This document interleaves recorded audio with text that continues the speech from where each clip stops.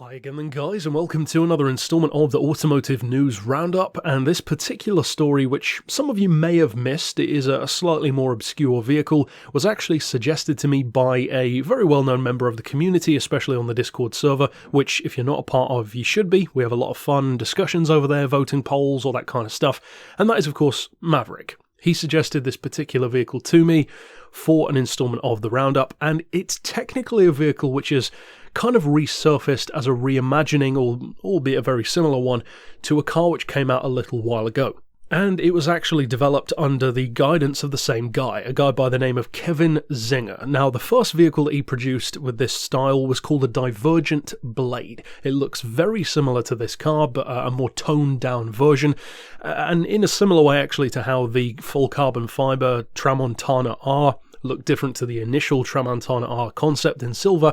Likewise, this one looks very different to that Divergent Blade in terms of more so the trimmings rather than the underlying style. The shape of the car and the layout is almost exactly the same. Now that car, which was incidentally featured on Jay Leno's Garage, the Divergent Blade, is a two-seater Yamaha OX9911 style where you're sitting behind the driver like a fighter jet in tandem, which is an interesting idea. It's a gimmick, it's a selling point, you know, like a six-wheeled Cavini or Koenigsegg's doors, that kind of stuff.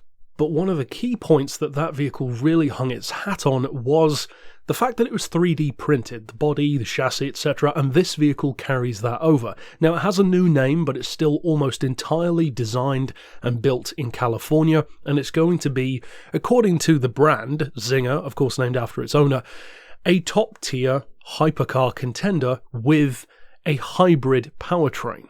Now, this car's full reveal will happen on the 3rd of March of this year, so not that long if you're watching this video at the time of its release, and that is when we will get the full spec sheet of the vehicle. It's suspected to be relatively low-level volume production, with probably at least a 6-figure, more likely a 7-figure price tag, and it will be an interesting alternative to stuff like the Tramontana, which itself also had that fighter jet style arrangement, albeit with much larger bodywork and that big Mercedes V12, whereas this one's going all in on the hybrid powertrain instead. Almost like a McLaren P1 meets Tramontana sort of design, or McLaren P1 meets Yamaha OX9911, and if you can compare it to those vehicles, that's not a bad start. It looks a little bit oddball, certainly not for everyone, but I am curious to see what this car will be capable of.